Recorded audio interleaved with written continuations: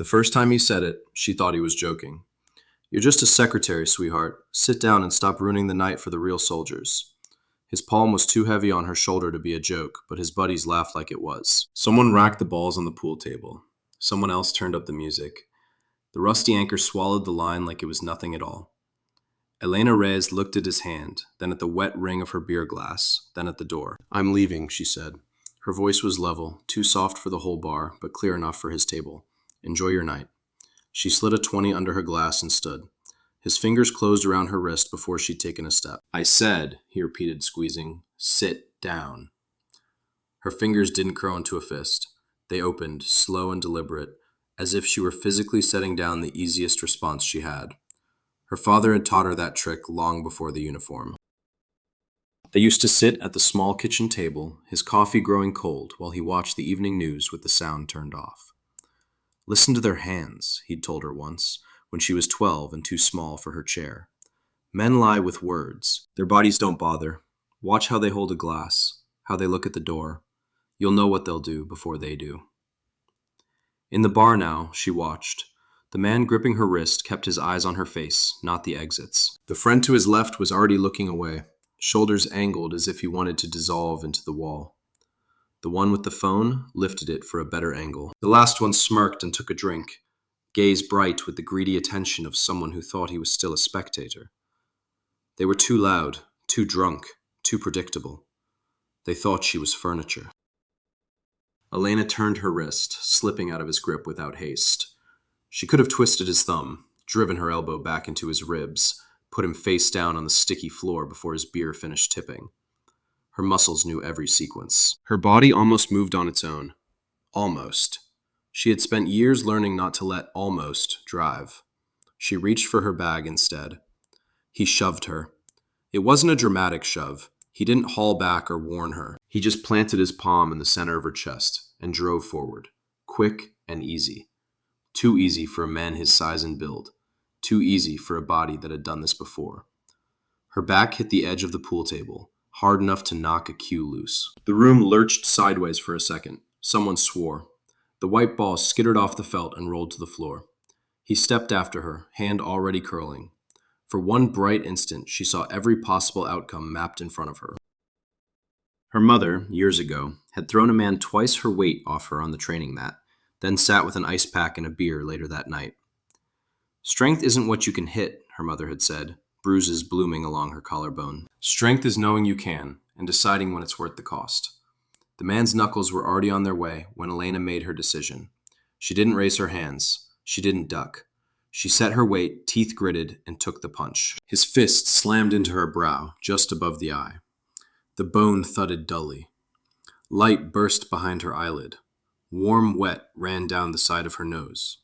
She didn't go down. The bar went quiet in a strange, stunned way, the music still playing but no one riding it. Blood dripped onto the green felt. She pressed the edge of a cocktail napkin to her eyebrow, controlling the flow with the same automatic precision she used on nosebleeds in high school and a sandfly bite in Djibouti. No shaking hands, no stumble. She looked at him. There was no fear in her face. Outside, faint through the walls, she heard the high, distant whoop of a siren. She'd been home 8 weeks, long enough to get bored. Not long enough to forget that the world back here was softer on the surface and sharper underneath. Before any of this, she had been 20 when she'd walked across a parade field in a too-big uniform, brain humming with fresh linguistics from the Defense Language Institute and the particular cold satisfaction of a 132 ASVAB score. The Army had given her languages and weapons and acronyms and bad chow. The war zones had given her a habit of looking for exits in every room and a permanent sense that she was always 10 seconds away from something going sideways. Afghanistan had been nights staring at grainy feeds of men moving in and out of compounds, tracing their routes until her eyes crossed. Iraq had been thick folders of names that blurred into each other, until she learned to anchor each one to a single detail. A watch, a limp, a phrase, so she wouldn't lose them. Africa had been heat and dust in a small, stuffy tent with too many radios, where the smell of sweat and fear and diesel layered into a scent she could still conjure if she closed her eyes too long. She'd gotten good. Not the kind of good that made headlines, the quiet kind, where the right person turned up on the right road at the right time because she'd noticed that his cousin had switched phones and his shift at the checkpoint had moved 20 minutes. They'd given her a meritorious service medal in a plastic case that rattled when she carried it. She'd packed it between socks and a paperback novel when they flew her home. Stateside, she'd wanted something simple: a small apartment with thin walls, bad coffee from the base food court, a job that let her stay in a room with whiteboards and big screens and no one shooting at anyone.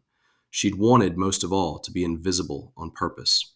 No hero talk. No thank you for your service. Just a sergeant in a hoodie and jeans, minding her own drink in a bar close enough to base that the beer was cheap and the bartenders didn't ask questions. Now she stood in that bar with blood on her hand, and the man who'd hit her was squinting, as if only now noticing that she wasn't wobbling. His smile faltered. "Shit," said someone near the door under their breath. She didn't even... The siren cut off outside. A beat later, the door banged open and 2 Air Force security forces in patrol caps and tack vests stepped in, bringing the cold with them. Everything else stopped trying to pretend this wasn't a problem. They took statements. They always took statements. Elena sat on a bar stool because they insisted. A washcloth full of ice sweated against her eyebrow. The bleeding had mostly stopped.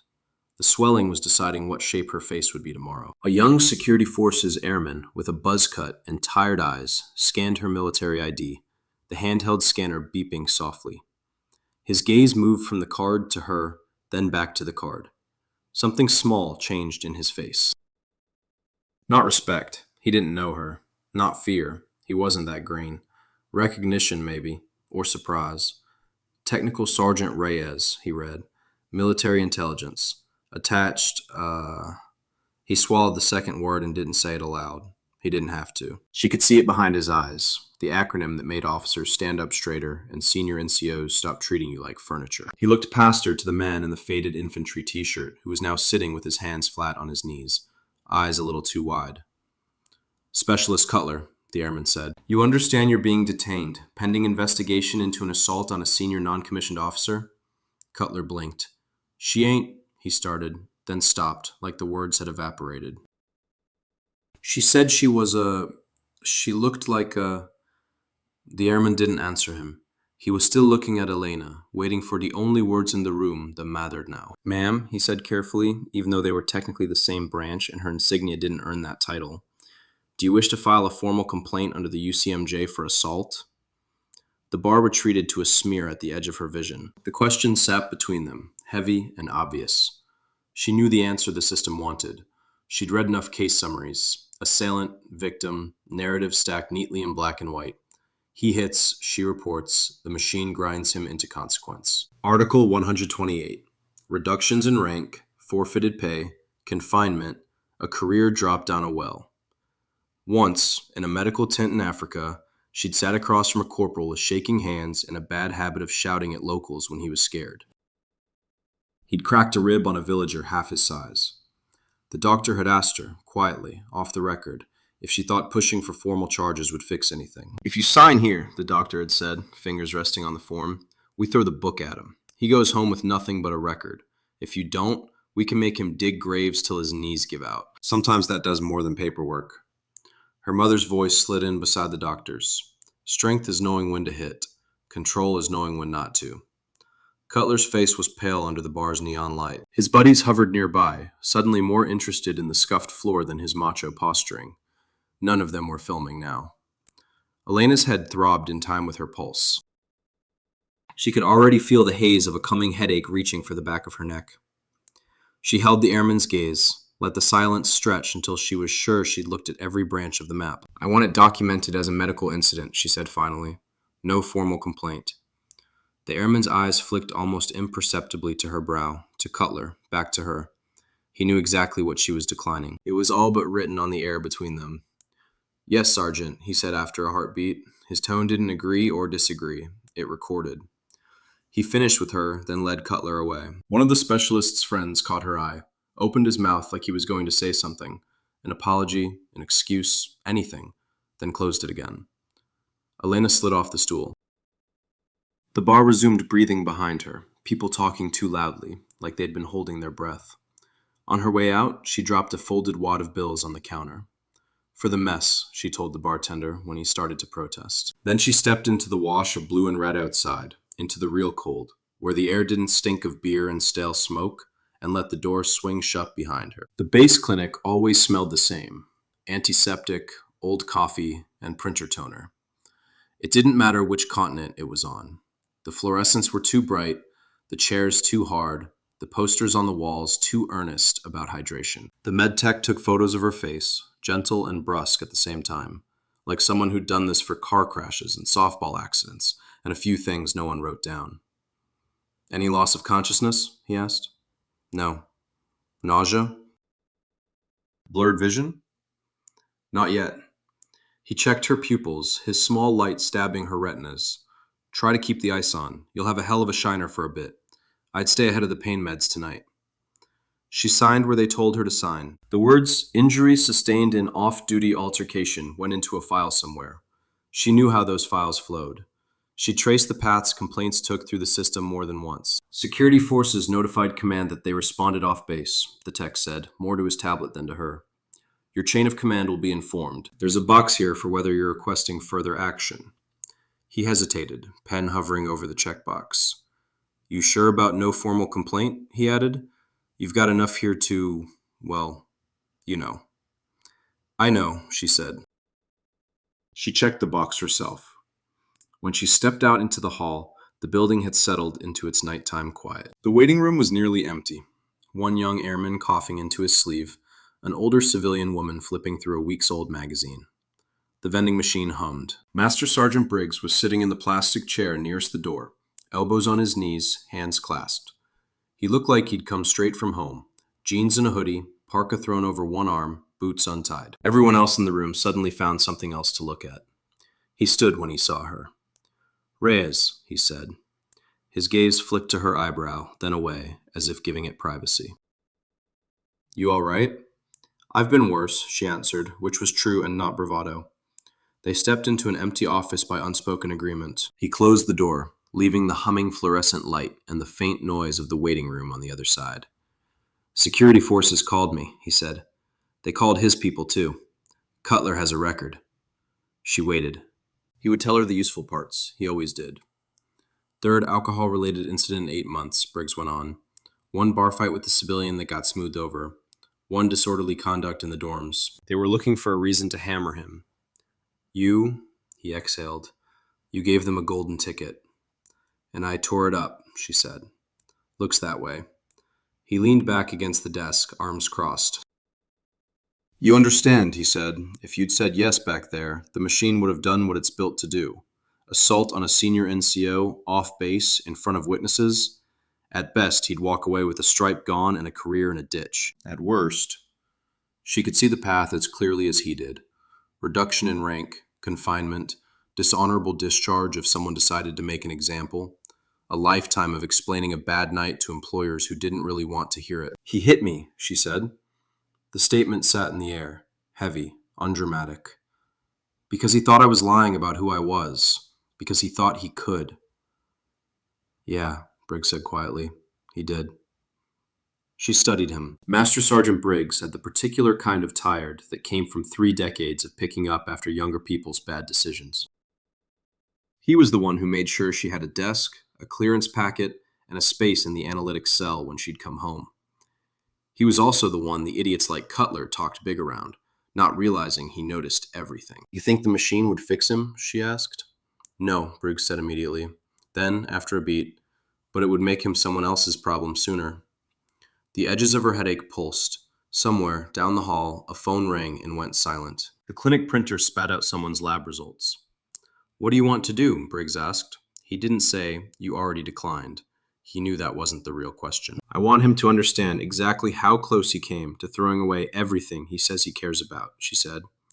Not because the system dropped a hammer on him from a distance. Because he had to look me in the eye and hear it. Briggs's mouth twitched, not quite a smile. You want a meeting, he said. I want the next move to be mine, she corrected. Not a form, not a process. Mine. He considered it. If I can get the legal office to sign off, if his commander agrees, it'd be unofficial, off the record. You realize there's no guarantee he listens. There's also no guarantee a court-martial would do more than make him angrier at the wrong things, she said. You asked me what I want. That's it. He looked at her for a long moment. I'll see what I can arrange, he said. 3 days later, she sat at one end of a rectangular table in a bland conference room that could have belonged to any base anywhere.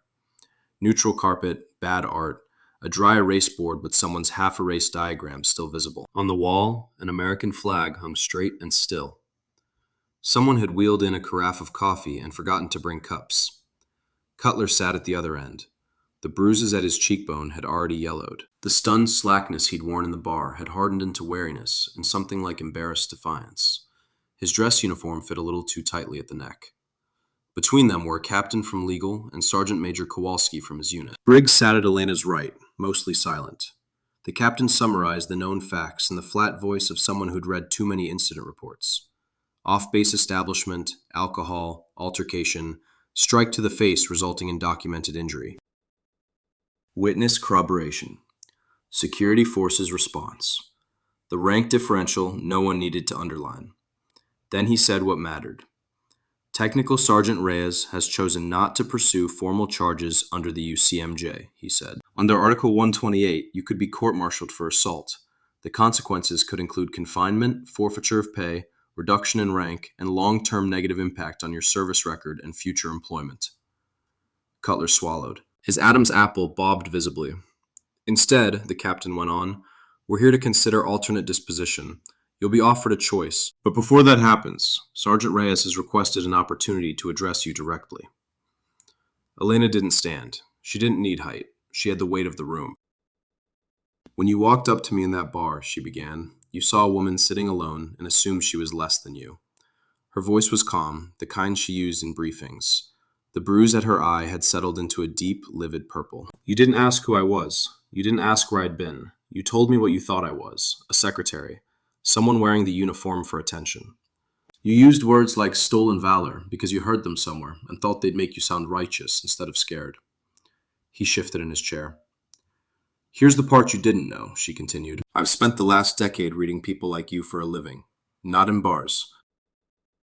In villages in Afghanistan, in cities in Iraq, in remote outposts in Africa, where one man's bad decision didn't end in a black eye, it ended with names on a wall. Her father's hands over a grainy surveillance still, her own hand drawing connecting lines between photos. She kept those ghosts out of her voice. I've had 18-year-olds tell me they're fine, they're just blowing off steam, right before they make choices that follow them home in a flag-draped box, she said. I've seen what happens when nobody stops them the third time they screw up because everyone is tired or doesn't want the paperwork or thinks boys will be boys is still something we can afford. His gaze dropped to the table. The vein at his temple pulsed. You hit me because I made you feel small, she said. I didn't say a word to you until I said I was leaving, but my existence did that.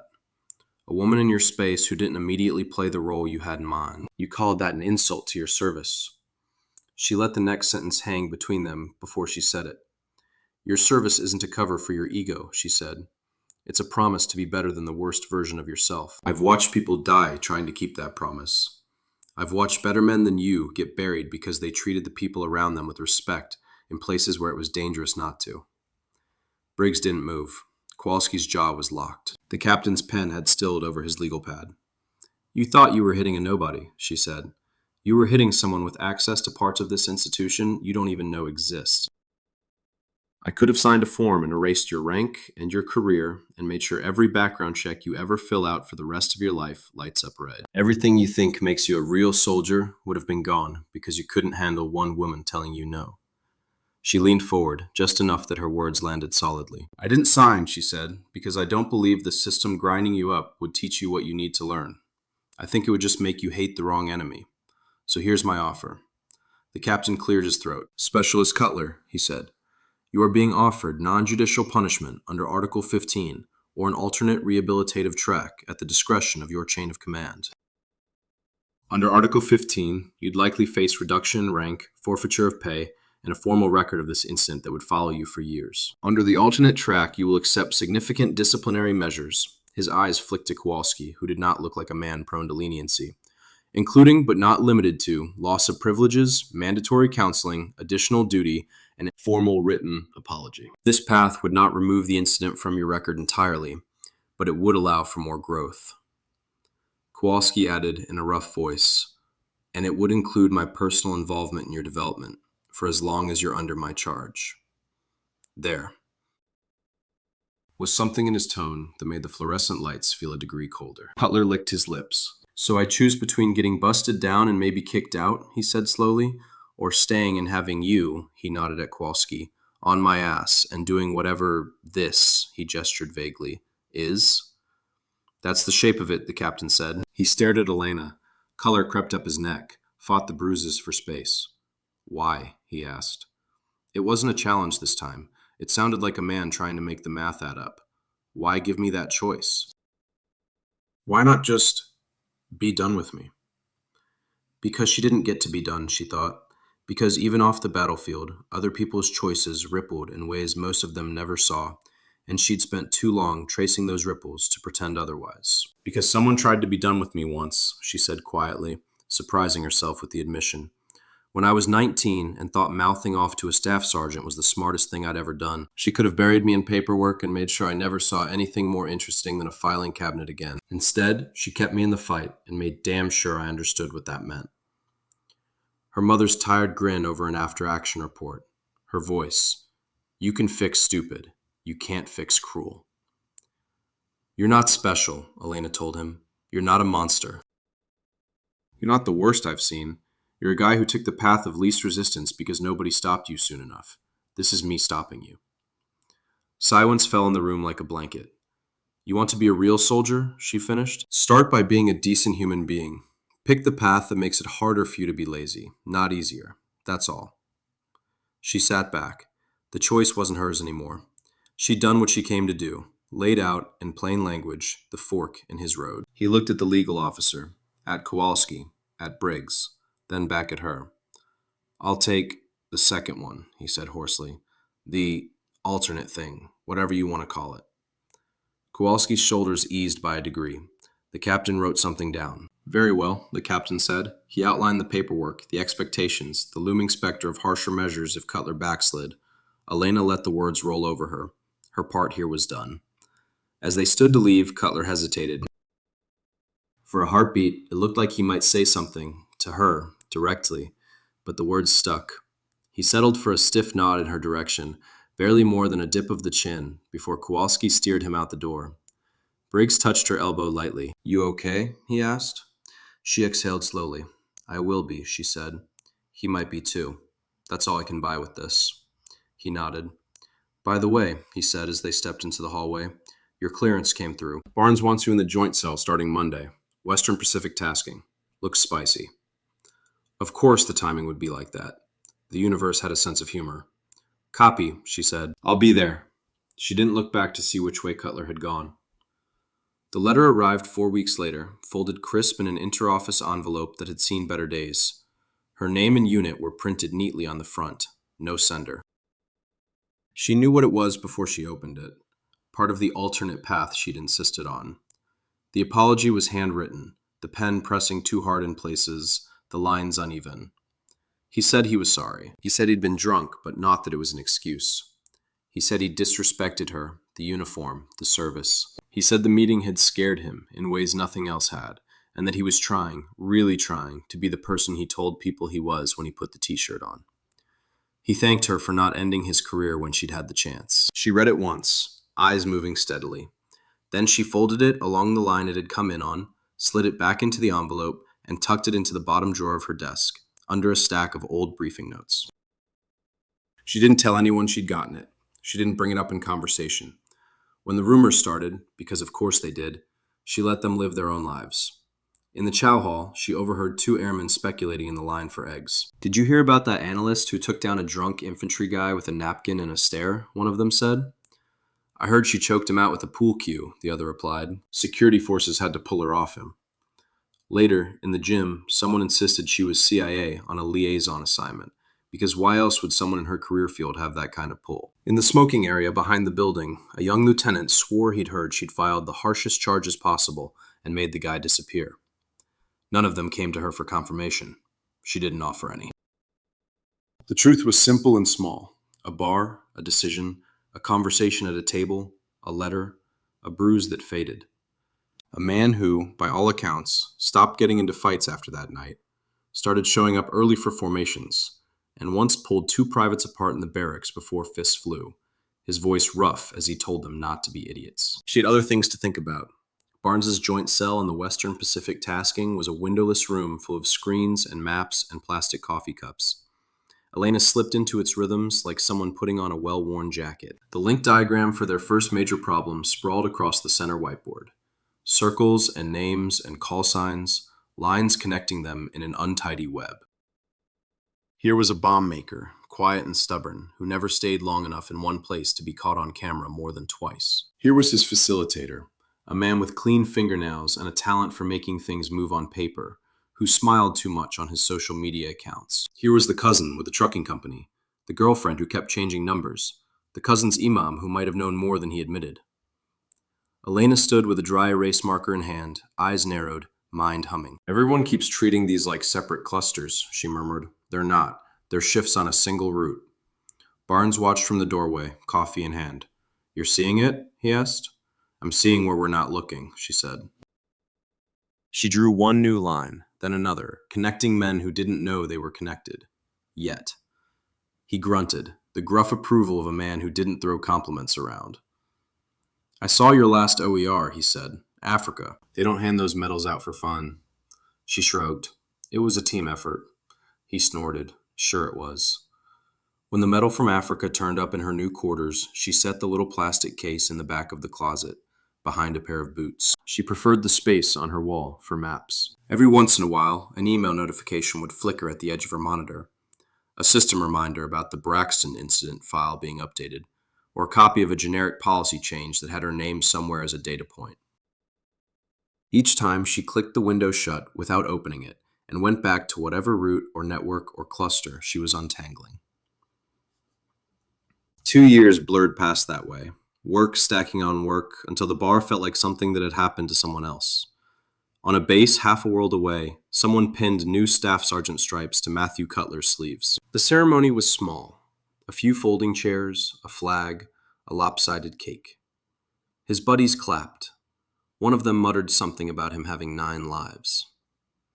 Sergeant Major Kowalski waited until after the obligatory photos. You remember where you were 2 years ago? He asked when the others drifted away. Yes, Sergeant Major, Cutler said. His voice was quieter than it used to be. You remember how close you came to never standing in this room? Kowalski went on. Because you couldn't keep your hands to yourself and your mouth shut? Yes, Sergeant Major.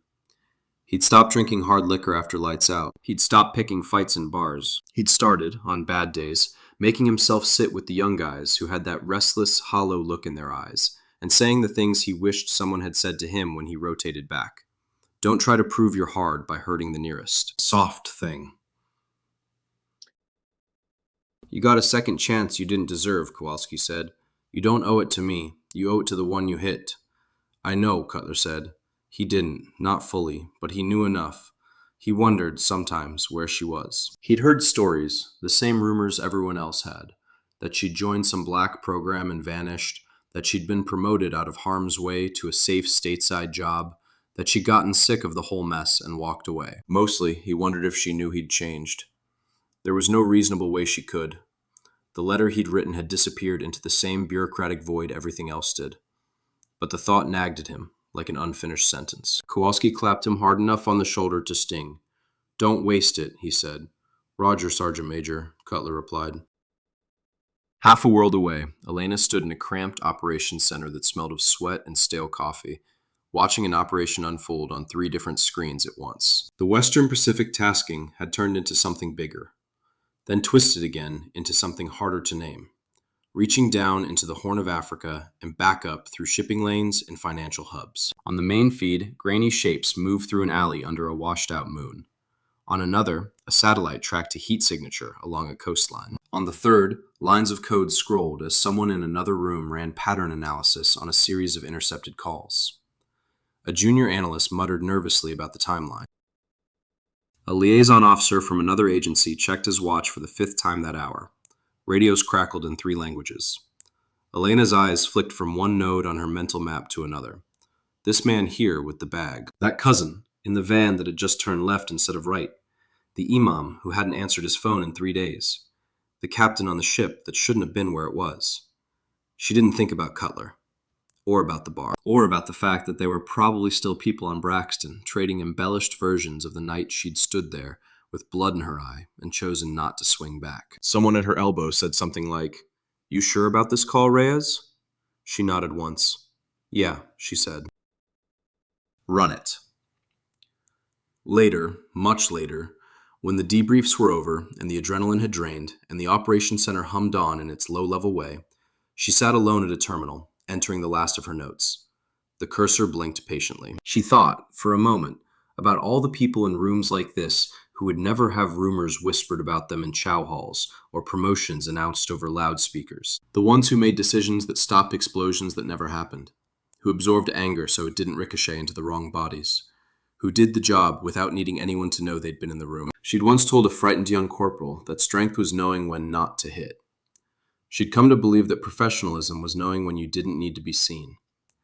There would be other bars for other people. Other nights where someone smaller or quieter or simply in the wrong spot at the wrong time met someone who didn't understand the responsibility that came with the rank on their chest. She couldn't be in all of them, but she could be here, doing the work she was built to do. She closed the last file, logged out, and stood. Her reflection in the darkened monitor showed a woman with a faint, long-heeled line through her eyebrow and tired eyes that still missed nothing. It wasn't about him. It had never really been about him. It was about the work, and the work, all by itself, was enough.